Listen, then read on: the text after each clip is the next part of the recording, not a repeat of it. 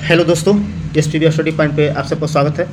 दोस्तों, आज हम देखेंगे जो बिहार ड्रॉ का अभी वैकेंसी आया है 1275 पोस्ट पे, उसके लिए एडुटेरिया का वॉल्यूम 2 आया हुआ है और इसी का प्रैक्टिस सेट हम शुरू कर रहे हैं। और इसमें टोटल 15 प्रैक्टिस से दिया गया है, जिसको हम फुल डिस्कशन के साथ इस चैनल पे हम आप लोग को देंगे। तो थोड़ा सा लंबा वीडियो होगा, क्योंकि आधा घंटा से भी अधिक का वीडियो होगा। थोड़ा सा डिस्कशन करने में टाइम लगता है, जहाँ जरूरत पड़ेगा जो प्रश्न का हम डिस्कशन करेंगे। तो आइए शुरू करते हैं। पहला प्रश्न है कि निम्नलिखित में से किस शासक ने महामल की उपाधि धारण की थी। तो पूछता है कौन सा शासक है जो महामल की उपाधि धारण की थी। तो ये आपका एक दक्षिण भारत में एक राजवंश था जो पल्लव राजवंश था। इसी का एक शासक था नरसिंह वर्मन प्रथम। इन्होंने महामल की उपाधि धारण की थी। अगर पल्लव वंश के संस्थापक की बात करें तो पल्लव वंश के संस्थापक सिंह विष्णु था, जिसका राजधानी आपका कांचीपुरम में था। ये भी पूछता है आपका कि पल्लव वंश की राजधानी कहाँ थी, तो कांचीपुरम थी। चलिए नेक्स्ट प्रश्न है, मंदिर बनाने की कला का सर्वप्रथम विकास किस काल में हुआ। तो पूछ रहा है कि मंदिर जो बनाने का कला था, जो मंदिर बनाने का कला, उसको विकास करने का सर्वप्रथम किस काल में प्रयास किया गया था। तो सर्वप्रथम अगर मंदिर की बात करें तो मंदिर गुप्त काल का एक महत्वपूर्ण कला था। जो मंदिर निर्माण कला विकसित हुआ था गुप्त काल में। और अगर यही यहाँ पर प्रश्न रहता कि मूर्ति पूजा का प्रारंभ कब माना जाता है। तो मूर्ति पूजा का प्रारंभ आपका जो कनिष्क शासन काल में सर्वप्रथम गौतम बुद्ध के मूर्ति की पूजा किया गया था। गौतम बुद्ध के मूर्ति का पूजा किया गया था। तो अगर मूर्ति पूजा का प्रारंभ किया गया तो कनिष्क शासन काल में। और अगर ये पूछा कि मंदिर बनाने की कला कब विकसित हुई, तो गुप्त काल में। नेक्स्ट प्रश्न है, यूनानी शासक मिनांडर को किसने पराजित किया था। तो यूनानी शासक मिनांडर को पराजित करने वाला आपका पुष्यमित्र शुंग था, जिन्होंने शुंग वंश की स्थापना किया था। शुंग वंश की बात करें तो शुंग वंश मौर्य के बाद आता है। मौर्य वंश के अंतिम शासक बृहदत्त की हत्या करके पुष्यमित्र शुंग ने शुंग वंश की स्थापना की थी 185 BC में। और इसी काल में एक मनुस्मृति नाम का ग्रंथ लिखा गया था। मनुस्मृति नाम का ग्रंथ लिखा गया था जो जाति धर्म पर आधारित है, सामाजिक। तो मिनांडर जो यूनानी शासक था उसको पुष्यमित्र शुंग ने पराजित किया था। और पुष्यमित्र शुंग की बात करें तो मौर्य काल के बाद इन्होंने मौर्य काल के अंतिम राजा को हत्या करके इन्होंने शुंग वंश की स्थापना किया। नेक्स्ट प्रश्न है कि चंद्रगुप्त मौर्य मगध की गद्दी पर कब बैठा था। तो चंद्रगुप्त मौर्य गद्दी पे 322 ईसा पूर्व में घनानंद की हत्या करके जो नंद वंश का शासक था, काफ़ी क्रूर शासक था, चंद्रगुप्त मौर्य ने चाणक्य की सहयोग से घनानंद को पराजित कर दिया था। और उसके बाद इन्होंने मौर्य वंश की स्थापना की 322 ईसा पूर्व में। नेक्स्ट प्रश्न है, किस वेद में परीक्षित को कुरुओं का राजा कहा गया है। परीक्षित को कुरुओं का राजा कहा गया है। तो आपका अथर्ववेद है, जो सबसे नया वेद कह सकते हैं, सबसे बाद का वेद है अथर्ववेद। इसमें परीक्षित को कुरुओं का राजा कहा गया है। अगर ऋग्वेद की बात करें तो ऋग्वेद सबसे प्राचीन वेद है। आपको प्रश्न पूछता है एग्जाम में कि कौन सा सबसे प्राचीन वेद है। तो ऋग्वेद जो सबसे प्राचीन वेद है। अथर्ववेद सबसे नया वेद है। ऋग्वेद की बात करें तो ऋग्वेद में पूजा पाठ कर्मकांड के आदि का उल्लेख मिलता है। और यजुर्वेद की बात करें तो यजुर्वेद में एक संबंधी विधि विधान देखा गया है। सामवेद की बात करें तो सामवेद को भारतीय संगीत का जनक कहा जाता है। और जो ऋग्वेद में जो ऋचाओं बच गया था उसको इसी में समाहित किया गया है। अथर्ववेद की बात है तो जादू मंत्र, जादू टोना और जीवन से संबंधित इसमें उल्लेख किया गया है। और इसी अथर्ववेद में ही एक आप वैदिक काल में जो उत्तर वैदिक, पूर्व वैदिक या ऋग्वैदिक था, उसमें सभा और समिति नाम की दो संस्था थी। सभा और समिति नाम की दो संस्था थी। यही दोनों को सभा और समिति संस्था थी। इसी को अथर्ववेद में प्रजापति की दो पुत्री कही गई है। चलिए अगला प्रश्न है, मोहम्मद बिन तुगलक जो तुगलक वंश का शासक था और काफ़ी पढ़ा लिखा था, फिर भी इसको पागल कहा गया क्योंकि बहुत सारी योजनाएं लाया था जो विफल रहा था। तो ये पूछता है कि मोहम्मद बिन तुगलक ने किसे दिल्ली का काजी नियुक्त किया है। तो मोहम्मद बिन तुगलक ने इब्न बतूता को जिन्होंने रेहला नामक पुस्तक लिखा था, रेहला नामक पुस्तक लिखा था इब्न बतूता ने। और इसे इब्न बतूता को चीन का राजदूत भी इन्होंने बनाया था। चीन का राजदूत भी इब्न बतूता को बनाया था मोहम्मद बिन तुगलक। अगला प्रश्न है मिलान करने के दिया है कि दिए गए प्रश्नों को कौन सा सही सुमेलित नहीं है। इसे पूछता है कि सही सुमेलित कौन नहीं है, तो आपका दीवान खैरात फिरोज तुगलक सही है। इन्होंने दीवान खैरात गरीब की सहायता के लिए इसको स्थापित किया था। दीवान अर्ज बलबन ने सैन्य विभाग की स्थापना की थी, बलबन ने सही है। दीवान कोही मोहम्मद बिन तुगलक, अभी ऊपर देखे जो आपको इब्न बतूता जिससे दरबार में आया था, मोहम्मद बिन तुगलक की दरबार में आया था। आपका दीवान मुस्तराज, ये फेस्टी नहीं होगा, दीवान मुस्तराज आपका सही आंसर हो जाएगा। यहाँ गलत पूछ रहा है कि गलत कौन सुमेलित है, गलत पूछ रहा है गलत कौन सुमेलित है, तो फिरोज तुगलक। दीवान मुस्तराज की बात करें तो अलाउद्दीन खिलजी द्वारा दीवान मुस्तराज स्थापित किया गया था। नेक्स्ट प्रश्न है अकबर ने किस वर्ष स्वयं को हरमदल से मुक्त किया था, तो अकबर ने 1562 में हरमदल से अपने आप को मुक्त कर लिया था। और 62 में इन्होंने दास प्रथा का अंत किया। दास प्रथा का अंत अकबर ने 62 में ही किया। और 63 की बात करें तो 1563 में इन्होंने तीर्थ कर को समाप्त कर दिया गया। तीर्थ में जो टैक्स लगता है तो समाप्त कर दिया। 56 में पानीपत की दूसरी लड़ाई इन्होंने किया था, पानीपत की दूसरी लड़ाई 1556 में। चलिए नेक्स्ट प्रश्न है किसके शासनकाल में बंगाल को भारत का स्वर्ग कहा गया,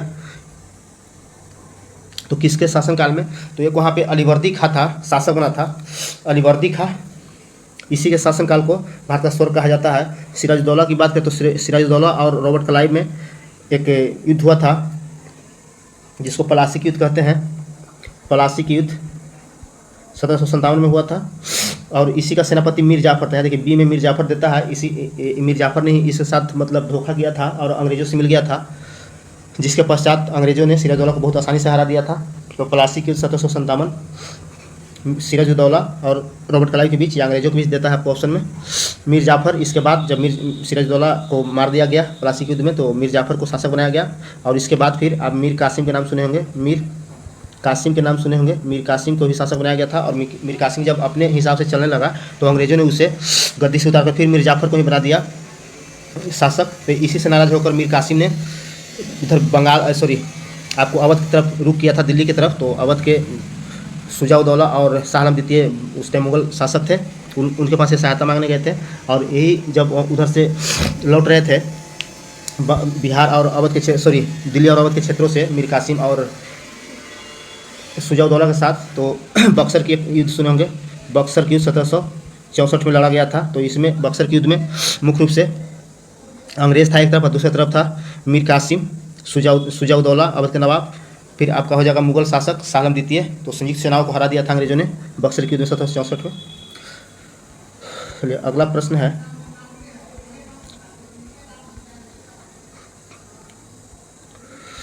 किस गवर्नर जनरल के शासनकाल में राजकोषागार को मुर्शिदाबाद से कलकत्ता स्थानांतरित किया गया था, तो ये आपका एक वारेन हेस्टिंग्स थे, बंगाल के प्रथम आप गवर्नर जनरल भी कह सकते हैं, अंतिम गवर्नर भी कह सकते हैं बंगाल के। तो वारेन हेस्टिंग्स के शासनकाल में ही मुर्शिदाबाद से कलकत्ता स्थानांतरित कर दिया गया था। डलहौजी की बात करें तो इन्होंने भारत में रेल, डाक, तार इत्यादि का, और एक इनसे बहुत इंपॉर्टेंट पूछा जाता है डलहौजी से हड़प नीति का भारत में लागू करने वाला यही डलहौजी था। नेक्स्ट प्रश्न है 11 नंबर, बंगाल विभाजन प्रभावी कब से लागू हुआ, बंगाल का विभाजन। चलिए बंगाल के यहाँ से पहला प्रश्न पूछेगा आपको कि बंगाल के विभाजन के समय भारत के वायसराय कौन था, तो लॉर्ड कर्जन था। फिर आपको पूछा कि बंगाल विभाजन की घोषणा कब हुई, तो 20 जुलाई 1905 को घोषणा किया था, लॉर्ड कर्जन द्वारा घोषणा किया गया कि प्रशासनिक असुविधा हो रहा है इतना बड़ा साम्राज्य को चलाने में, और इसका मेन मकसद था भारतीय राष्ट्रवाद को जो बंगाल में बढ़ा था भारतीय राष्ट्रवाद उसको कमजोर करना था। तो ये प्रश्न हो गया कि कब घोषणा हुई, तो 20 जुलाई 1905 को कर्जन द्वारा घोषणा किया गया। इसी के आपका विरोध में स्वदेशी दिवस स्वदेशी दिवस मनाया गया 7 अगस्त 1905 को। 7 अगस्त 1905 को कलकत्ता के टाउन हॉल में 7 अगस्त 1905 को स्वदेशी दिवस मनाया गया। इसके बाद फिर आपको पूछ रहा है कि प्रभावी बंगाल विभाजन प्रभावी कब हुआ, तो प्रभावी 16 अक्टूबर 1905 को प्रभावी हो गया। तो यहाँ से 3 प्रश्न आएगा, 4 प्रश्न आएगा। ये जो इंपॉर्टेंट है, बंगाल के विभाजन की घोषणा किसने किया, तो लॉर्ड कर्जन द्वारा किया गया। विभाजन की घोषणा कब हुई, तो 20 जुलाई 1905 को हुआ। फिर पूछा कि उसके शोक में या उसके विरोध में स्वदेशी दिवस कब मनाया गया, तो 7 अगस्त 1905 को कलकत्ता के टाउन हॉल में मनाया गया।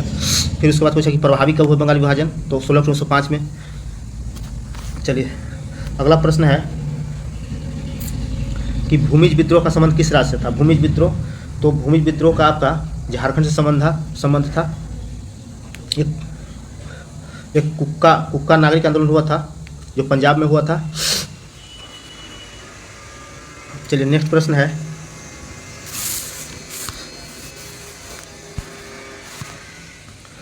कि किसने कहा था कि कांग्रेस के लोग पद के भूखे हैं, तो बंकिम चंद्र चटर्जी का कहना था कि कांग्रेस के लोग पद के भूखे हैं।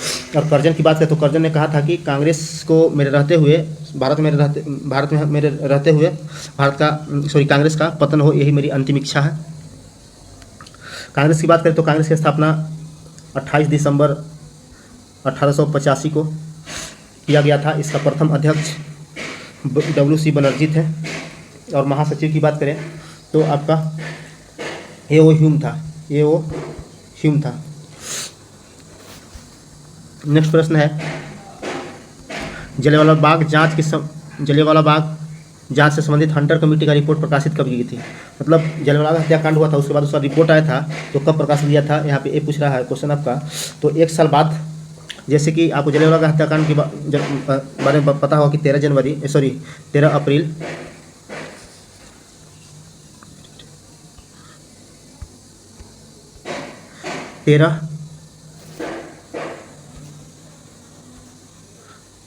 13 अप्रैल 1919 को एक घटना घटा था, जलियांवाला हत्याकांड पंजाब में, अमृतसर शहर में। उसके बाद इसका जांच रिपोर्ट 1 साल बाद 28 मई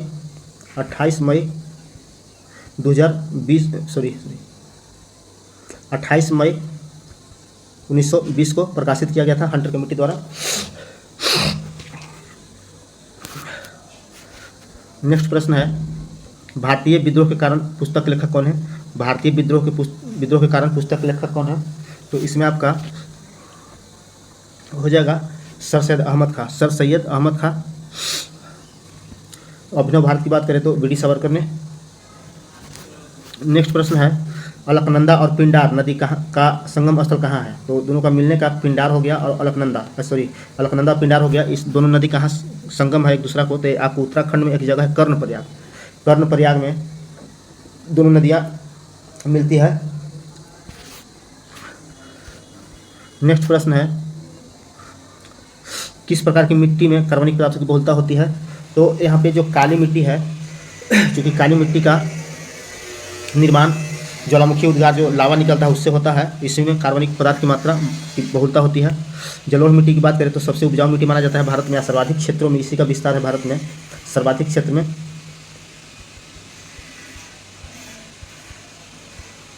सर्वाधिक क्षेत्र में जलोढ़ मिट्टी का विस्तार है भारत में। एक और पूछता है, मिट्टी का क्रम पूछता है कि कौन से हैं जो सबसे ज़्यादा से कम क्यों रहे, तो याद रखिएगा जलोढ़ मिट्टी पहला नंबर पे है, सर्वाधिक हम बता दिए। उसके बाद हो जाएगा लाल मिट्टी, उसके बाद काली मिट्टी, उसके बाद एक लेटराइट मिट्टी होता है, लेटराइट मिट्टी यानी विस्तार की दृष्टि से सबसे अधिक जलोढ़ मिट्टी, उसके बाद लाल मिट्टी, फिर काली मिट्टी, फिर लेटराइट मिट्टी। नेक्स्ट प्रश्न है 18 नंबर, दक्षिणी अंडमान और लघु अंडमान को जोड़ने वाला कौन जोड़ता है, तो दक्षिणी अंडमान और लघु अंडमान की बात करें तो दक्कन पास है जो दोनों का जोड़ता है। अगर पाक स्ट्रेट की बात करते हैं, पाक स्ट्रेट की, तो ये आपका तमिलनाडु और श्रीलंका के बीच है, इसको भारत और श्रीलंका भी कह सकते हैं। उसके बाद आप 10 डिग्री चैनल की बात करें तो 10 डिग्री चैनल आपको लघु अंडमान और कार निकोबार को जोड़ता है, लघु अंडमान और कार निकोबार को जोड़ता है। नेक्स्ट प्रश्न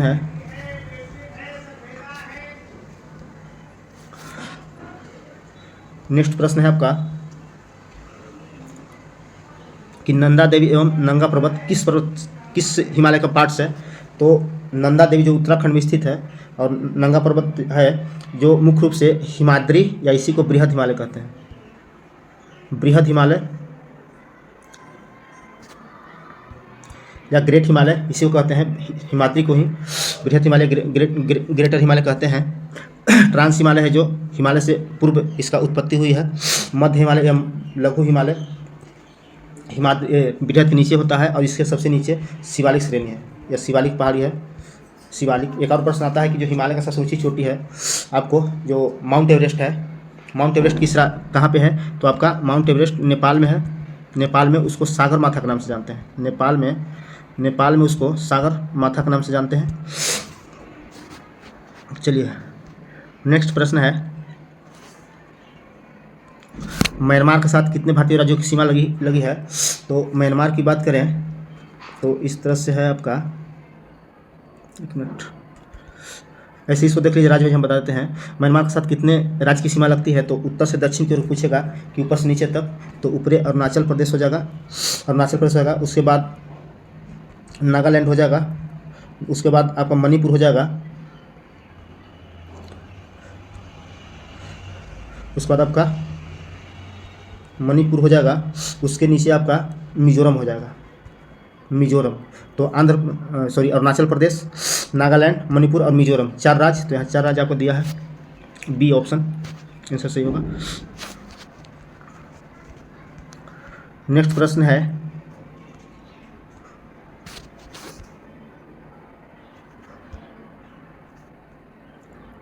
कि कराकुम रेगिस्तान कहाँ स्थित है। कराकुम रेगिस्तान, तो कराकुम रेगिस्तान आपको तुर्कमेनिस्तान में स्थित है। तुर्कमेनिस्तान।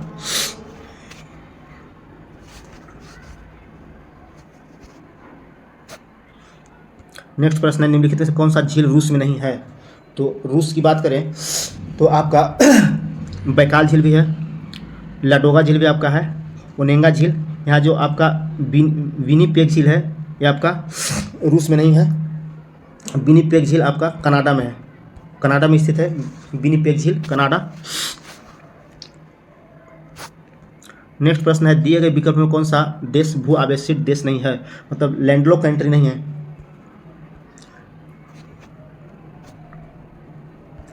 लैंडलॉक कंट्री नहीं है, तो इसमें आपका लैंडलॉक कंट्री नहीं है, पूछ रहा है कि नहीं है। तो पहले देख लेते कि है कौन कौन।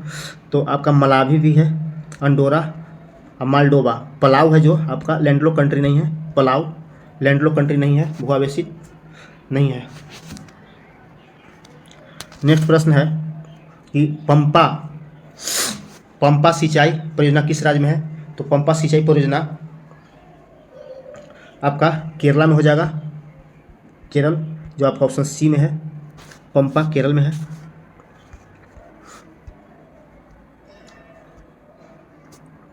नेक्स्ट प्रश्न है, बिहार के किस क्षेत्र में सबसे अधिक गन्ना का उत्पादन होता है। तो बिहार के पूछ रहा है किस क्षेत्र में सबसे अधिक गन्ना का उत्पादन होता है। तो उत्तर और पश्चिम क्षेत्रों में, ऑप्शन सी है। उत्तर और पश्चिम क्षेत्रों में, बिहार के सर्वाधिक क्षेत्रों में, उत्तर पश्चिमी क्षेत्र में आपका गन्ना का उत्पादन होता है। नेक्स्ट प्रश्न है कि रेखीय समिति किससे संबंधित है। तो रेखीय समिति आपका अप्रत्यक्ष इंडायरेक्ट टैक्स से संबंधित है। इंडायरेक्ट टैक्स वैसा होता है जो व्यक्ति के डायरेक्ट इसको नहीं व्यक्ति पे लगता है। जैसे आपको जीएसटी है, जीएसटी अप्रत्यक्ष, जितना भी अप्रत्यक्ष कर था उसको एक जगह सम्मिलित करके जीएसटी बना दिया गया। और जीएसटी आपका बात करें तो आर्टिकल 279 के ए में है, उल्लेख इसका मिलता है।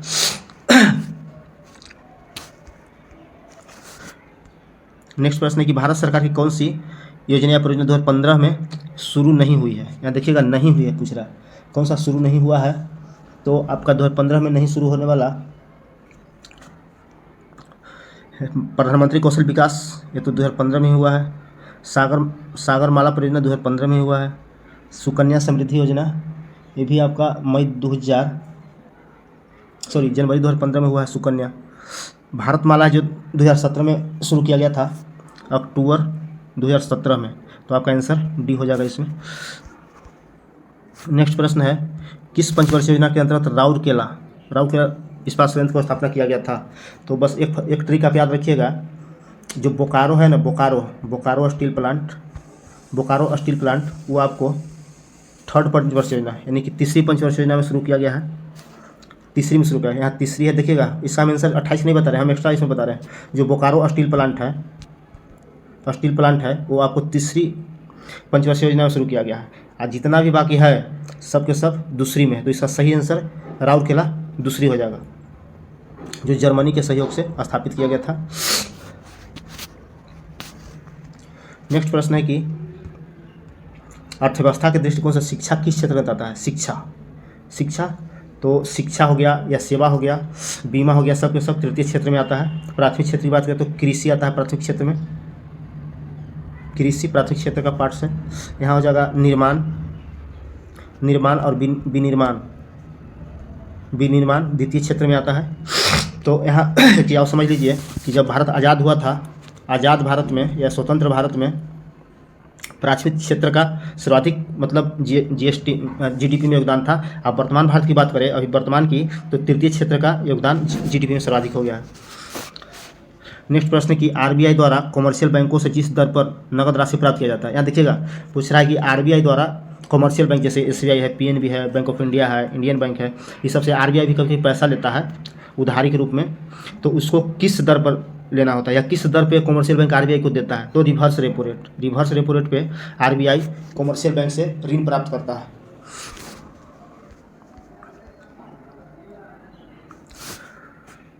नेक्स्ट प्रश्न है कि संविधान की किस अनुसूची में कर एवं शुल्क लगाने का प्रावधान किया गया है? तो संविधान में बात करें तो अनुसूची की संख्या, अगर मूल संविधान की बात करें, मूल संविधान में तो अनुसूची की संख्या 8 थी। अब वर्तमान की बात करें तो 12 अनुसूची है। इसी में एक 7वीं अनुसूची है, इसी में कर एवं शुल्क लगाने का प्रावधान का चर्चा किया गया है 7वीं अनुसूची में। 5वीं की बात करें तो जनजातीय क्षेत्र के संपूर्ण भारत में प्रशासन का नियंत्रण की चर्चा करता है। 6ठी अनुसूची की बात करें तो 6ठी अनुसूची में असम, मेघालय, मिजोरम और त्रिपुरा के जनजाति एसटी का प्रावधान किया गया है। 9वीं अनुसूची की बात करें तो 9वीं में भूमि सुधार अधिनियम को लाया गया या जमींदारी उन्मूलन आप कह सकते हैं। 9वीं अनुसूची को पहला संविधान संशोधन, फर्स्ट संविधान संशोधन 1951 में जोड़ा गया 9वीं अनुसूची को। इसमें भूमि सुधार एवं जमींदारी उन्मूलन संबंधित प्रावधान रखा गया।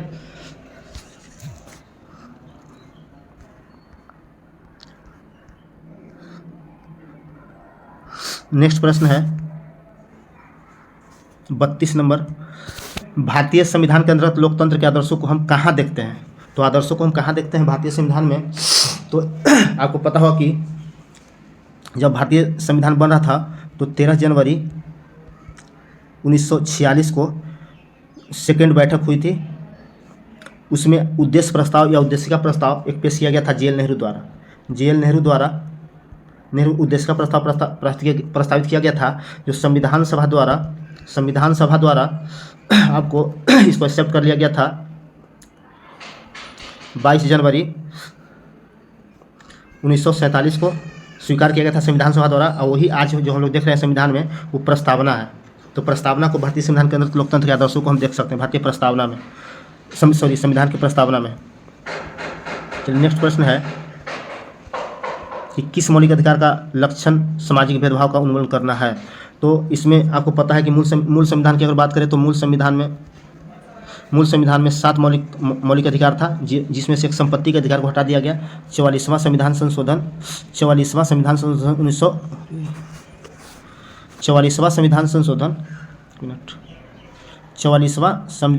1978 द्वारा संपत्ति के अधिकार को हटा दिया गया।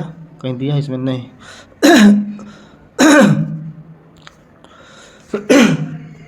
संपत्ति के अधिकार को हटा दिया गया और इसको हटा करके अनुच्छेद 300 के क में रखा गया और एक कानूनी अधिकार बना दिया गया। तो चलिए ये तो बात हुई कि मूल संविधान में 7 था और वर्तमान की बात करें तो वर्तमान में 6 मूल अधिकार है, जिसका भाग 3 भारतीय संविधान के भाग 3 अनुच्छेद 12 से 35 तक उल्लेख किया गया है, 12 से 35 तक। तो इससे पूछ रहा है कि किस मौलिक अधिकार का अभिलाक्षिक सामाजिक भेदभाव का उन्मूलन करना है? तो इसमें आपको समानता या समता का अधिकार एक है,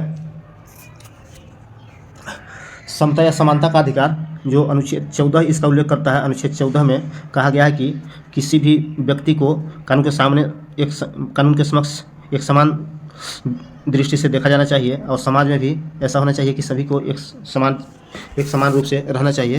तो समानता का अधिकार में सामाजिक भेदभाव को उन्मूलन किया गया है। शोषण के विरुद्ध की बात करें तो शोषण के विरुद्ध 24 और 25 अनुच्छेद में उल्लिखित सॉरी दोस्त 24 नहीं होगा, 23 और 24 में उल्लेख है, जिसमें 23 कहता है कि अनुच्छेद 23 कहता है कि किसी से बलात्कार नहीं करा सकते हैं, मानव व्यापार नहीं कर सकते हैं। ठीक आगे बढ़ते हैं 24 में तो कहा जाता है कि 14 साल से कम के बच्चों को कल कारखानों एवं भारी कोई काम आप नहीं करवा सकते हैं। नेक्स्ट प्रश्न है 34 नंबर कि किस संशोधन के तहत राष्ट्रपति को कोई भी मामला मंत्रिपरिषद द्वारा पुनर्विचार किए जाने के लिए वापस भेजने का अधिकार प्रदान किया गया। वापस भेजने का अधिकार प्रदान किया गया किस संविधान संशोधन द्वारा? तो इसका तो आंसर हो जाएगा आपका 44वां 1978 44वां संविधान संशोधन 1978। मगर एक और प्रश्न पूछता है कि किस संविधान संशोधन के तहत राष्ट्रपति को मंत्रिपरिषद के सलाह मानने के लिए बाध्य कर दिया गया था? तो 44वां संविधान संशोधन का आप नाम सुने होंगे, जो इंदिरा गांधी सरकार द्वारा किया गया था और उस टाइम भारत में इमरजेंसी लगा हुआ था, यानी कि राष्ट्रीय आपातकाल लगा हुआ था, उस टाइम किया गया था। 44वां संविधान संशोधन 1976 किया गया था। इसमें कहा गया कि मंत्रिपरिषद मामला को राष्ट्रपति मंत्रिपरिषद के विचार को मानना पड़ेगा, उसको पुनर्विचार नहीं करना है जाता है और साइन करना पड़ेगा। तो ठीक उसके बाद इनकी सरकार गिर गई थी। उसके बाद प्रथम भारत में जनता पार्टी की सरकार बनी थी और कहा जाता है कि प्रथम गैर कांग्रेसी सरकार थी। उन्होंने उसमें मुख्य रूप से PM मोरारजी देसाई बने थे। उन्होंने 44वां संविधान संशोधन किया और इसको राष्ट्रपति को पुनर्विचार करने के लिए एक बार अधिकार प्रदान किया। 52वां की बात करें तो 52वां संविधान संशोधन 1985 द्वारा संविधान में 10वीं अनुसूची जोड़ी गई और 10वीं अनुसूची में दल बदल संबंधी प्रावधान किया गया। दल बदल संबंधी प्रावधान किया गया। नेक्स्ट प्रश्न है कि प्रथम स्पीकर कौन थे? मैं लोकसभा अध्यक्ष कहा जाता है स्पीकर को। कौन थे जिनके विरुद्ध लोकसभा में अविश्वास प्रस्ताव लाया गया था? लोकसभा में अविश्वास प्रस्ताव लाया गया था तो प्रथम GV मालंकर थे। इनके विरुद्ध लोकसभा में अविश्वास प्रस्ताव लाया गया था। नेक्स्ट प्रश्न है 36 नंबर, सूचना के अधिकार अधिनियम भारत के राष्ट्रपति द्वारा कब स्वीकृति प्रदान किया गया? जो सूचना के राइट टू इन्फॉर्मेशन को राष्ट्रपति द्वारा कब स्वीकृति मिली थी? तो 15 जून 2005 को स्वीकृति मिली थी। 15 जून 2005 को स्वीकृति मिली थी। ये नंबर इसका सही आंसर हो जाएगा। जो 12 अक्टूबर 2005 को लागू हो गया था संपूर्ण भारत में, ये तो स्वीकृति मिली 15 जून 2005 को और 12 अक्टूबर 2015 को लागू हो गया। नेक्स्ट प्रश्न है 37 नंबर, बिहार में पंचायत स्तर पर राज्य सरकार का प्रतिनिधित्व कौन करता है? तो पंचायत स्तर पर राज्य सरकार का प्रतिनिधित्व पंचायत सचिव करता है, जो राज्य सरकार प्रतिनिधि के रूप में कार्य करता है। और मुखिया की बात करें तो ये सब जनता के प्रतिनिधि है, वार्ड सदस्य, सरपंच, ये सब के सब आपको जनता का प्रतिनिधि है। और भारत सरकार का प्रतिनिधित्व पंचायत सचिव करता है।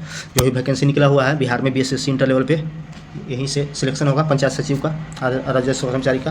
पंचायत की बात करें तो पंचायत का उल्लेख अनुच्छेद 40 में मिलता है, जो DPSP में वर्णित है, राज्य नीति निर्देशक तत्व में। और राज्य नीति निर्देशक तत्व की बात करें तो आयरलैंड के संविधान से लिया गया है। और इसको शुरुआत में आपको पंचायत को संवैधानिक दर्जा नहीं मिला था, एक संशोधन हुआ संविधान में जिसको कहते हैं 73वां संविधान संशोधन 1992-93। इसी के द्वारा संविधान को संवैधानिक दर्जा मिला और इसमें मुख्य रूप से 29 विषय रखे गए। चलिए आगे बढ़ते हैं।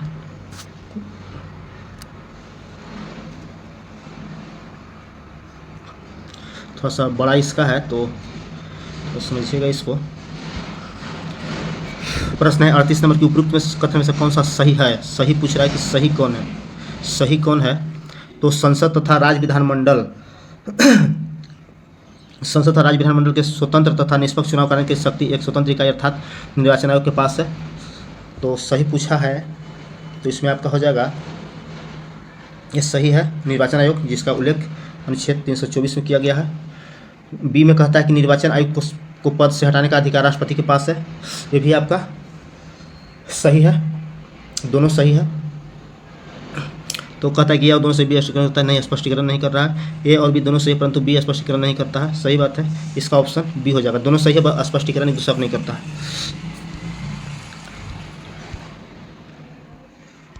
नेक्स्ट प्रश्न है कि हिंदी को राजभाषा के रूप में कब मान्यता प्राप्त हुआ। हिंदी को जो हम लोग को याद रखेगा, हिंदी जो राष्ट्रभाषा नहीं है, राजभाषा है। हिंदी राजभाषा है, तो इसको 14 सितंबर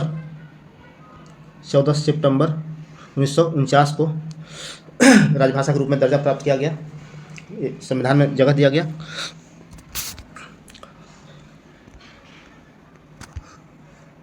पंचायती राज किस सूची का विषय है, तो आपका राज्य सूची का विषय है पंचायती राज। नेक्स्ट प्रश्न है 41 नंबर, हरित गृह प्रभाव का अर्थ क्या है। हरित गृह प्रभाव का अर्थ, तो इसमें आपका हरित गृह प्रभाव में वायुमंडल में ग्रीन हाउस गैस के घनीकरण के कारण वायुमंडल तापमान बढ़ता है। तो ग्रीन हाउस के कारण वायुमंडल का तापमान बढ़ता है, जिसमें मुख्य रूप से CO2 है, CO है, N2O है, ये सब ग्रीन हाउस गैसें हैं।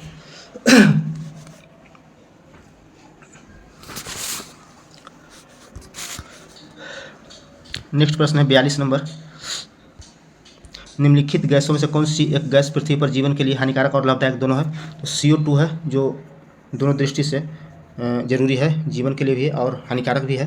क्योंकि अगर CO2 की मात्रा बढ़ती है तो पृथ्वी का तापमान बढ़ेगा, वायुमंडल का तापमान बढ़ेगा, और बढ़ने के बाद जो आपको जो बर्फ़ का जो आपका ढेर है वो पिघलेगा, तो बाढ़ जैसी स्थिति पैदा होगी और विभिन्न प्रकार के चर्म रोग होंगे। और लाभदायक की बात करें तो प्रकाश संश्लेषण के दौरान ये आपका जो CO2 है ग्रहण करता है, ऑक्सीजन छोड़ता है, पौधा है, तो इसलिए इसको लाभदायक माना जाता है जीवन के लिए। नेक्स्ट प्रश्न है कि कार्टाजेना प्रोटोकॉल का संबंध किससे है। तो ये जैव सुरक्षा से है, जैव सुरक्षा समझौता से कार्टाजेना प्रोटोकॉल का संबंध है। यह 29 जनवरी 2000 को स्वीकार किया गया था। 29 जनवरी 2000 को स्वीकार किया गया और इसको प्रभावी 2003 में कर दिया गया। 2003 से ये प्रभावी है कार्टाजेना प्रोटोकॉल। नेक्स्ट प्रश्न है कि भारत में मैंग्रोव या ज्वारीय वन वनस्पति सर्वाधिक कहाँ पाया जाता है। तो सुंदरबन डेल्टा है, जो गंगा नदी आपको बनाती है पश्चिम बंगाल में, जो विश्व का सबसे बड़ी डेल्टा है। सुंदरबन डेल्टा मैंग्रोव वन के लिए प्रसिद्ध है। नेक्स्ट प्रश्न है वन्यजीव संरक्षण अधिनियम किस वर्ष पारित किया था। तो वन्यजीव 72 में हो जाएगा आपका, वन्यजीव संरक्षण अधिनियम 1972 में। यहीं पे और क्वेश्चन पूछेगा कि वन संरक्षण अधिनियम, तो वन संरक्षण 1980 में। एक पर्यावरण पूछता है कि पर्यावरण संरक्षण अधिनियम कब लाया गया, तो 1986 में। तो यहाँ से 3 पॉइंट याद रखिएगा। और जल संरक्षण पूछेगा, जल संरक्षण 1974 में, जल संरक्षण 74 में। तो 72 में वन्यजीव संरक्षण, 80 में वन संरक्षण, 86 में पर्यावरण संरक्षण और 1974 में जल संरक्षण। नेक्स्ट प्रश्न है कि निम्नलिखित कौन सी पुस्तक रवींद्रनाथ टैगोर द्वारा नहीं लिखा गया है। तो कौन सा नहीं लिखा गया है इसमें, तो विसर्जन लिखा गया है, गार्डनर भी हो जाएगा, द कोड डांसर। नेचर की ओर नहीं लिखा गया है, नेचर की ओर इनके द्वारा नहीं लिखा गया है। नेचर की ओर मोरारजी देसाई जो प्रथम गैर कांग्रेसी सरकार में थे, उसमें PM बने थे जनता पार्टी सरकार में, तो मोरारजी देसाई द्वारा ये नेचर की ओर लिखा गया था। नेक्स्ट प्रश्न है कि महात्मा गांधी, राष्ट्रपिता महात्मा गांधी के द्वारा किस वर्ष पहली बार नोबेल पुरस्कार के लिए नामित किया गया था। यानी कि प्रश्न पूछ रहा है कि महात्मा गांधी को पहली बार नोबेल प्राइज के लिए कब नामित किया गया था। तो 1937 में नामित किया गया था। नेक्स्ट प्रश्न है संयुक्त राष्ट्र औद्योगिक विकास संगठन यूनिटो का मुख्यालय कहाँ है। संयुक्त राष्ट्र औद्योगिक विकास संगठन का मुख्यालय कहाँ है, तो इसका मुख्यालय वियना हो जाएगा। पेरिस की बात करें तो यूनेस्को की मुख्यालय पेरिस हो जाएगा। न्यूयॉर्क यूनिसेफ का बात करें तो न्यूयॉर्क यूनिसेफ। और जेनेवा की बात करें तो और बहुत सा है, जैसे गैट जेनेवा, और वियना हो जाएगा संयुक्त राष्ट्र औद्योगिक विकास संगठन का। नेक्स्ट प्रश्न है कि चंद्र तल पर सफलतापूर्वक उतरने वाला पहला अंतरिक्ष यान कौन है सफलतापूर्वक। तो लूना 9 जो चंद्रमा पर सफलतापूर्वक उतर गया। ये आपको वर्ष 1968 में उतरा था। वर्ष 1968 में लूना 9। अपोलो 11 से नील आर्मस्ट्रांग गए थे चंद्रमा पे। नेक्स्ट प्रश्न है कि किस राज्य में प्रसिद्ध रत्नागिरी मठ स्थित है? तो रत्नागिरी मठ उड़ीसा में स्थित है। उड़ीसा में यह प्राचीन महाबौद्ध मठ है, प्राचीन। ये कामन है आपका। प्रश्न संख्या 51 कहता है कि एक संतुलित रासायनिक समीकरण किस सिद्धांत पर कार्य करता है? तो संतुलित रासायनिक समीकरण किस सिद्धांत पर कार्य आधारित है? तो इसमें द्रव्यमान संरक्षण का नियम पर आधारित होता है।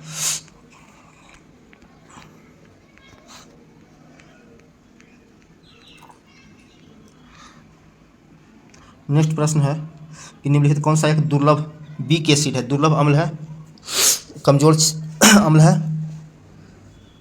तो इसमें आपका हो जाएगा CH3COH COOH, जिसको एसिटिक अम्ल कहते हैं। CH3COOH, जिसको आपको एसिटिक अम्ल भी कहा जाता है। यह एक दुर्लभ अम्ल है। नेक्स्ट प्रश्न है कि निम्नलिखित कौन सा क्लोरोफिल का घटक नहीं है? तो क्लोरोफिल में आपका घटक नहीं है क्लोरोफिल में। तो क्लोरोफिल जो होता है क्लोरोप्लास्ट में उपस्थित होता है, ठीक है। तो क्लोरोफिल में आपका कैल्शियम नहीं होगा, कैल्शियम नहीं होगा। 54 नंबर प्रश्न है आपका कि कार्नेटाइट किसका धातु का अयस्क है? कार्नेटाइट किसका अयस्क है? तो यूरेनियम का अयस्क है कार्नेटाइट, यूरेनियम। एल्युमिनियम के तो बॉक्साइट पर जानवे करते हैं, बहुत ईजी है। 55 नंबर प्रश्न है, निम्नलिखित पर विचार कीजिए, ठीक है। तो पहला कहता है कि क्लोरीन एवं ब्रोमीन हाइड्रोजन वर्ग के अंतर्गत आते हैं, सही है। दूसरा कि गोल्ड तथा प्लेटिनम उत्कृष्ट धातु का उदाहरण है, ये भी सही, उत्कृष्ट मतलब नोबेल। नेक्स्ट है कि लेड ऑक्साइड को लिथाज कहा जाता है, तीनों सही है। तो 1 2 3 यहाँ पर डी में आपको मिलेगा। नेक्स्ट प्रश्न है, किसी बिलियन की कुल मात्रा था, उसमें मिश्रित विलय की कुल मात्रा का अनुपात क्या कहलाता है? तो आपका बिलियन की सांद्रता हो जाएगा, सी नंबर इसका आंसर हो जाएगा, बिलियन की सांद्रता कहलाता है। नेक्स्ट प्रश्न है कि निम्नलिखित में से किसे लकड़ी के अल्कोहल के रूप में जाना जाता है? तो आपका लकड़ी के अल्कोहल के रूप में मेथिल अल्कोहल को जाना जाता है। मेथिल अल्कोहल को लकड़ी के अल्कोहल के रूप में जानते हैं।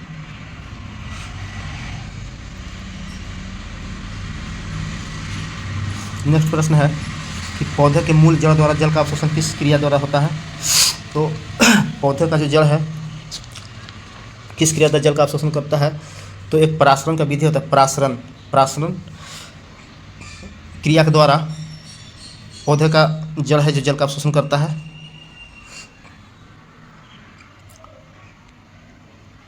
नेक्स्ट प्रश्न है, निम्नलिखित कौन सा लवक फूलों तथा बीजों को विभिन्न प्रकार का रंग प्रदान करता है? यानी कि रंग के बारे में बोल रहा है। कौन सा है जो रंग प्रदान करता है? तो क्रोमोप्लास्ट है जो रंग के लिए उत्तरदायी होते हैं। फूल तथा बीजों में विभिन्न प्रकार का रंग प्रदान करते हैं, क्रोमोप्लास्ट। नेक्स्ट प्रश्न है 60 नंबर, निम्नलिखित कौन सा फ्लोएम का भाग नहीं है? तो फ्लोएम का भाग नहीं है, इसमें आपका चालिनल का इसमें होता है फ्लोएम में। फ्लोएम मतलब आपका जो पौधों में जो भोजन का संचय करता है उसको फ्लोएम कहते हैं। इसमें चालिनल क्या होते हैं? बाष्प तंतु होता है और सहकोशिकाएं होते हैं। ये आपका वाहिकाएं नहीं होती है, वाहिकाएं इसमें नहीं पाया जाता है। नेक्स्ट प्रश्न है, जल का संवहन नाल तंत्र वाटर वेहिकुलर सिस्टम की उपस्थिति किस संघ के जंतुओं का लक्षण है? तो इसमें आपका हो जाएगा इकाइनोडर्मेटा इसका लक्षण है। इसके तहत आपको आता है समुद्री जीव, जैसे स्टारफिश है, स्टारफिश इसके अंदर इकाइनोडर्मेटा के तहत आता है। इसमें जल संवहन नाल तंत्र की उपस्थिति वाला लक्षण होता है। नेक्स्ट प्रश्न है कि रक्त के थक्का बनने में कौन मदद करता है? तो रक्त के थक्का बनने में आपको थ्रोम्बोसाइट प्रमुख रूप से कार्य करता है। थ्रोम्बोसाइट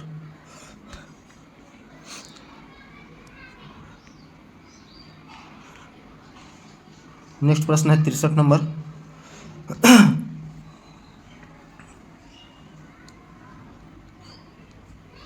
निम्नलिखित में कौन सा रोग संक्रमण रोग का उदाहरण है? संक्रमण, तो संक्रामक रोग का उदाहरण आपका मुख्य रूप से हो जाएगा इसमें मलेरिया हो जाएगा। मलेरिया जो संक्रमण के कारण होता है, संक्रमण रोग का उदाहरण है। मधुमेह की बात करें तो ये आपका पैनक्रियाज जो आपका अग्नाशय है वो दूषित होने पे मधुमेह नाम का रोग हो जाता है। गठिया जो आपका हो जाता है यूरिक एसिड जमाव के कारण हो जाता है।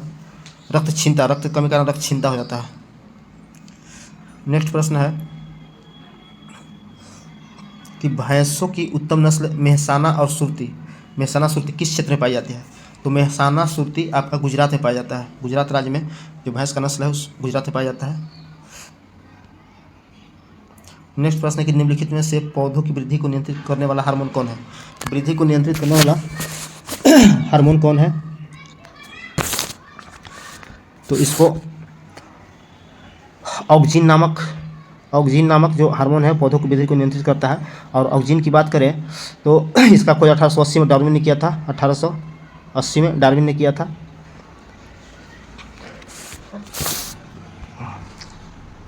नेक्स्ट प्रश्न है कि पृथ्वी के ध्रुव पर जी का मान क्या होता है? तो पृथ्वी के ध्रुव पे सर्वाधिक पोल पे होगा और न्यूनतम आप कह सकते हैं तो जी का मान विषुवत रेखा पर न्यूनतम होगा, अधिकतम ध्रुव पे होगा। नेक्स्ट प्रश्न है कि फोटॉन कण की खोज किसने किया? फोटॉन कण की खोज, तो फोटॉन कण की खोज करने वाले आइंस्टीन थे। इन्होंने फोटॉन की खोज की। नेक्स्ट प्रश्न है जब ध्वनि एक माध्यम से दूसरे माध्यम में जाता है तो क्या अपरिवर्तित रहता है? अपरिवर्तित क्या रहता है? तो आवृत्ति है जो नहीं बदलता है, यही अपरिवर्तित रहता है। आवृत्ति, ध्वनि क्या आवृत्ति हो जाए अपरिवर्तित रहता है, ये परिवर्तन नहीं होता है। ध्वनि की बात करें तो इसको चलने के लिए कण की जरूरत होती है, इसलिए कहा जा सकता है कि आपका निर्वात में नहीं चल सकता है। प्रश्न आता है कि कौन निर्वात में नहीं चल सकता है? ध्वनि कहाँ गमन नहीं करती है? तो निर्वात में नहीं गमन करती है, क्योंकि निर्वात में कोई माध्यम नहीं होता है। ऐसे बात करें कि सर्वाधिक ध्वनि का चाल कहाँ होगा? तो ठोस में होगा, सर्वाधिक ठोस में होगा। इसके बाद आप द्रव में आ सकते हैं, इसके बाद गैस में होगा। तो यही पूछता है कि ध्वनि का चाल सर्वाधिक किस माध्यम में होगा? तो ठोस में होगा। और न्यूनतम कहाँ होगा, यानी शून्य कहाँ होगा? तो निर्वात में होगा। और इसके अगर विपरीत हम जाते हैं प्रकाश में, तो प्रकाश के चाल सर्वाधिक होता है निर्वात में और न्यूनतम होता है ठोस में। अगला प्रश्न है नाभिकीय रिएक्टर में किसका प्रयोग नियंत्रक छड़ के रूप में किया जाता है? तो एक होता है बोरॉन का छड़ होता है। बोरॉन के छड़ को इस्तेमाल किया जाता है नाभिकीय रिएक्टर में नियंत्रक के छड़ के रूप में। D2O है, ड्यूटेरियम ऑक्साइड, भारी जल इसको कहते हैं।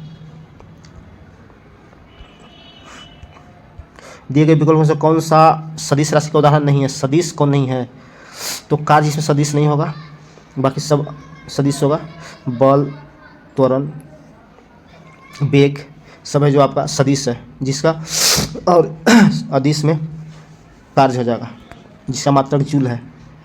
नेक्स्ट प्रश्न है कि किस केंद्रीय मंत्रालय द्वारा स्वर धरोहर उत्सव का आयोजन किया गया? स्वर धरोहर उत्सव का आयोजन संस्कृति मंत्रालय द्वारा किया गया है, संस्कृति मंत्रालय।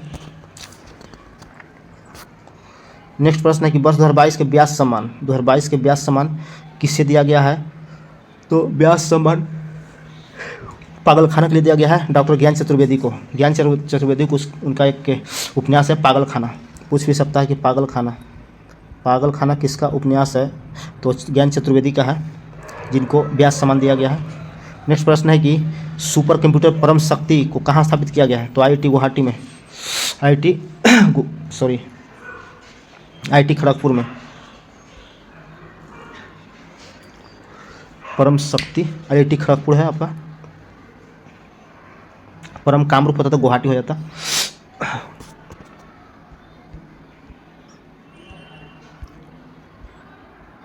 नेक्स्ट प्रश्न है कि वर्ल्ड हैप्पीनेस रिपोर्ट 2023 में 23 के संबंध में कौन सा कथन सही है? सही पूछ रहा है। तो इसमें भारत का स्थान 126 है, सही है। फिनलैंड सर्वाधिक शीर्ष स्थान पे है, मैंने 1 नंबर में फिनलैंड है, सही है। डेनमार्क और आइसलैंड क्रमशः दूसरे और तीसरे पायदान पे हैं, तो ये भी आपका सही है, यानी कि 1 2 3 सही है इसमें। 1 2 3 ऑप्शन आपका 1 2 3 डी नंबर सही होगा। नेक्स्ट प्रश्न है कि भारतीय सेना ने किस देश के साथ संयुक्त प्रशिक्षण अभ्यास साइक्लोन फर्स्ट किया है? तो मिस्र के साथ किया है, मिस्र। यहाँ के अब्दुल फतेह अल सीसी आपका जो हम लोग को चीफ गेस्ट थे गणतंत्र दिवस पे, मिस्र के राष्ट्रपति थे।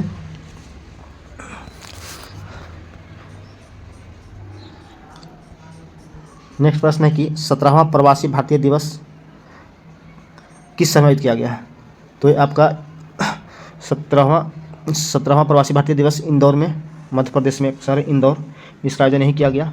इसे मुख्य अतिथि के रूप में मोहम्मद इरफान अली थे जो गुयाना के राष्ट्रपति थे। नेक्स्ट प्रश्न है पर्यटन को प्रोत्साहित देने के लिए अंतर्राष्ट्रीय पर्यटन प्रदर्शनी फुतूर किस देश में आयोजित किया गया?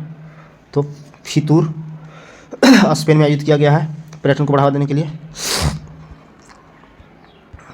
78 नंबर प्रश्न है कि इंडिया जस्टिस रिपोर्ट 2022 के संदर्भ में कौन सा कथन गलत है? यहाँ गलत पूछ रहा है, तो इसमें हो जाएगा बड़े राज्य में प्रथम कर्नाटक है, सही है। इसमें बिहार अंतिम स्थान पे है, यही आपको गलत है। पश्चिम बंगाल अंतिम स्थान पे, सॉरी अंतिम से दूसरा है, तो आंसर आपका बी हो जाएगा। नेक्स्ट प्रश्न है चालू वर्ष 2023 में निम्नलिखित किस को मनाया जाएगा? तो बाजरा, मिलेट, मोटे अनाज भी कह सकते हैं इसको, मोटे अनाज के अंतर्राष्ट्रीय वर्ष के रूप में।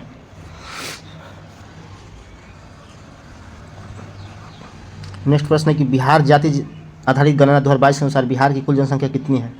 तो बिहार की कुल जनसंख्या जो नया अभी हुआ है, अभी की बात करें तो आपका 13 करोड़, लगभग वही 14 करोड़ के आसपास, 13,07,25,310 कुल आबादी अभी है, जिससे सर्वाधिक जाति की आबादी यादव की है, उसके बाद पासवान, उसके बाद रविदास। पूछ सकता है आपको क्रम कि सबसे अधिक के क्रम में प्रथम 3 कौन है? तो यादव, पासवान, रविदास।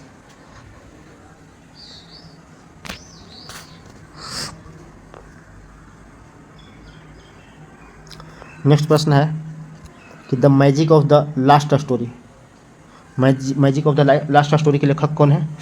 तो सुधा मूर्ति इसका लेखक है। नेक्स्ट प्रश्न है फीफा विश्व 2022 में कौन सा कथन गलत है? कौन गलत है इसमें? तो इसमें आपका गोल्डन बूट पुरस्कार विलियम एम्बाप्पे को दिया गया है, सही बात है। गोल्डन बॉल पुरस्कार लियोन मेसी को दिया गया है, सही बात है। अर्जेंटीना को ने यह दूसरी बार खिताब जीता, तो यही आपका गलत है, क्योंकि यह तीसरा खिताब है, दूसरा नहीं तीसरा, थर्ड क्रम की। तो आपका सी नंबर आंसर सही हो जाएगा। FIFA young player award Fernandez को दिया गया, सही है। नेक्स्ट प्रश्न है कि हाल ही में सुप्रीम कोर्ट की 5 सदस्यीय संवैधानिक पीठ ने एक ऐतिहासिक निर्णय के अनुसार मुख्य चुनाव आयुक्त एवं चुनाव आयुक्तों की नियुक्ति की एक समिति की सिफारिश राष्ट्रपति द्वारा किया जाएगा। इस संवैधानिक पीठ की अध्यक्षता किस न्यायमूर्ति ने किया है? तो इसको किसने किया है? तो न्यायमूर्ति केएम ऐसे कुछ इनका नाम है,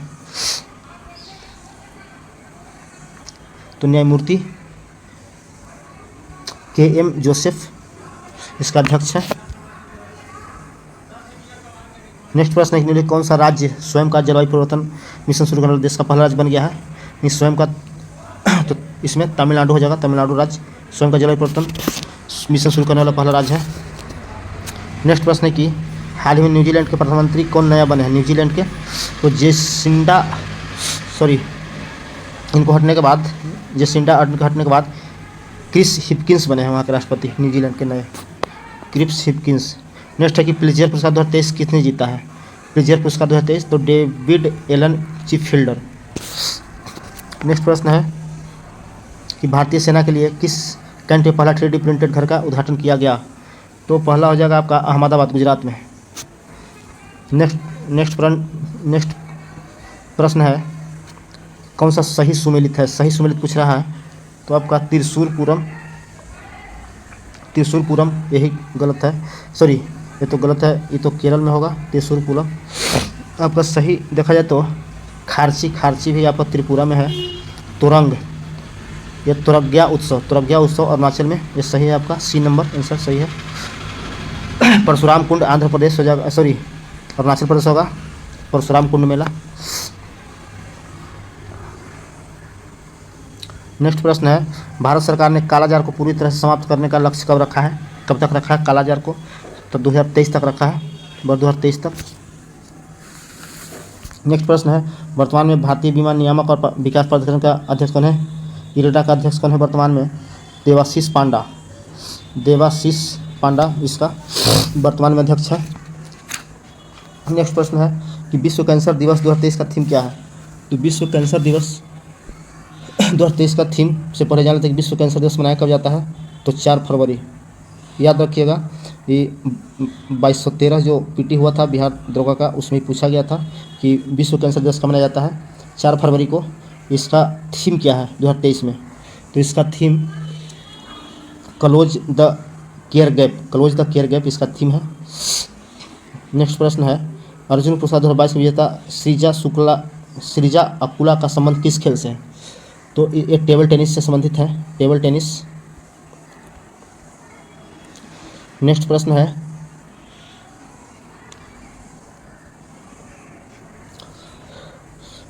कि 49वां जी शिखर सम्मेलन 2023 का आयोजक देश कौन बना? तो अभी वर्तमान में 23 में जापान में हुआ इसका आयोजन। और पिछली साल की बात करें 2022 में, तो 2022 में जर्मनी में हुआ था, 2022 में G7 का जर्मनी में हुआ था। और 24 में बात करें तो इटली में होगा, 24 में इटली में होगा, 2024 में इटली और 23 में जापान में हुआ है। नेक्स्ट प्रश्न है कि वित्त वर्ष 2023-24 के लिए प्राथमिक घाटा का अनुमान कितना है? तो प्राथमिक घाटा का अनुमान लगभग 7,06 करोड़ 845 है। नेक्स्ट प्रश्न है 95, आर्थिक समीक्षा के अनुसार अप्रैल से सितंबर 2022 तक भारत में सर्वाधिक FDI को निवेश किया है? तो सर्वाधिक FDI आपको सिंगापुर, मॉरिशस और UAE आपका घटते क्रम है, सबसे ज़्यादा सिंगापुर, मॉरिशस तो फिर UAE। इसके बाद आपको मैथ का प्रश्न है, आप लोगों को PDF चाहिए तो बोलिएगा, व्हाट्सएप नंबर कमेंट में दीजिएगा, हम PDF दे देंगे, ठीक है। तो इस प्रकार से 1 से 95 प्रश्न देखिए GK GS का था, और इसी तरह हम डेली देंगे। बस आप लोग इतना कीजिए कि शुरुआती में जितना हम लोड कर रहे हैं वीडियो, उसको देखने के बाद कमेंट कीजिए जहाँ कोई कमी होता है, या अपने दोस्तों को भी शेयर कीजिए, और नए लोग हैं तो सब्सक्राइब कीजिए और अधिक से अधिक लाइक कीजिए। तो चलिए अगले सेट में मिलेंगे। लास्ट तक देखने के लिए धन्यवाद।